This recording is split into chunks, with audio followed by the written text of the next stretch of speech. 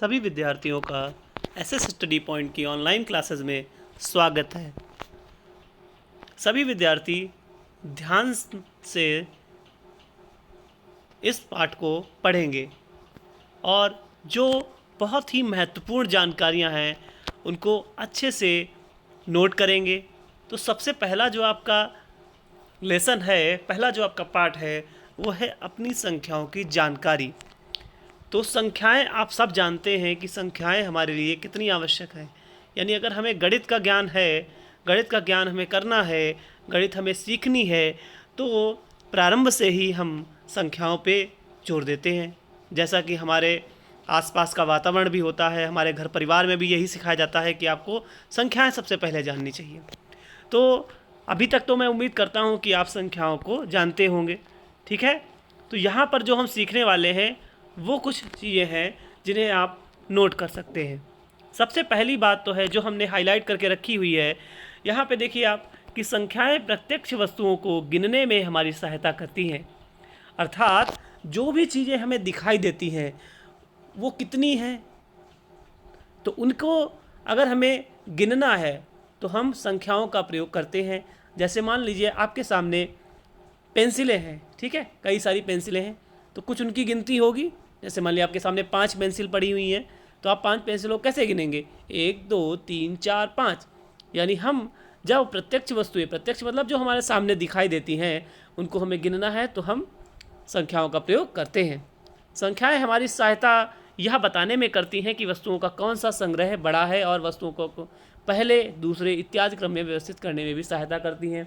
अर्थात वो ये भी बताती हैं कि कौन सी संख्या बड़ी है और कौन सी संख्या छोटी है।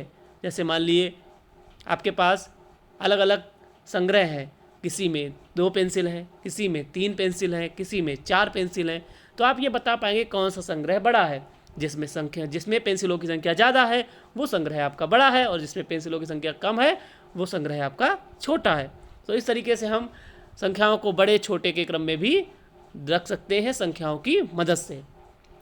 इसके बाद आपको जो सीखना है वो है हम इनके साथ योग, घटाना, गुणा और भाग की संक्रियाएं भी करते हैं। सही बात है, आप ये भी कर चुके होंगे। हम संख्याओं की मदद से ही योग, घटाना, गुणा और भाग करते हैं। जैसे अभी मान लिए 2 और 2 को करना है तो 2 और 2 4 हो गया, ठीक है। अभी आपको घटाना है कि 4 में से 2 को घटाना है तो आपको 2 बचा। तो इस तरीके से ये संक्रियाएं भी आप करते हैं। इसके बाद संख्याओं की तुलना की बात की जाती है। संख्याओं की तुलना जैसा कि अभी हम बता ही चुके हैं आपको कि अगर आपके पास कोई संग्रह है जिसमें 2 पेंसिलें हैं, किसी में 3 है, किसी में 4 है, तो आप क्या करेंगे? कौन सा संग्रह बड़ा है? जिसमें 4 पेंसिलें हैं। तो इस तरीके से हम संख्याओं की तुलना भी कर पाते हैं।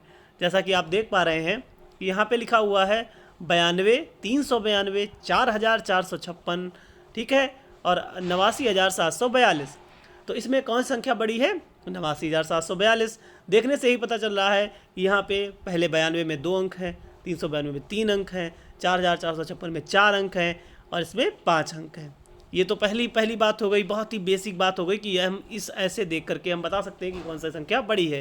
लेकिन इसका मूल कारण क्या होता है? मूल कारण होता है हमारा संख्या का स्थान।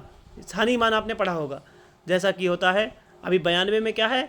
2 कहाँ है? इकाई पे है। 9 कहाँ है? दहाई पे।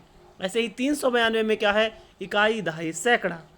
4,456 में क्या है? इकाई, दहाई, सैकड़ा, हजार, ठीक है। अब ये इसमें इकाई, दहाई, सैकड़ा, हजार, 10,000, यानी यहाँ पे 10,000 है। तो यानी इसका स्थानीय मान ज़्यादा है। तो जब स्थानीय मान जिसका ज़्यादा होगा वो संख्या भी उतनी ही बड़ी होगी, क्योंकि उसके स्थान की वैल्यू ज़्यादा है। तो इसी तरीके से हम बड़ी और छोटी संख्याओं को बता सकते हैं, ठीक है। ये बहुत ही मूल कारण होता है संख्याओं का बड़ा या छोटा होना।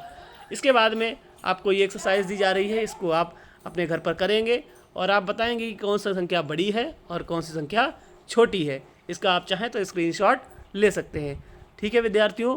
तब तक के लिए धन्यवाद। अगली कक्षा में मिलेंगे, हमारे साथ बने रहिए।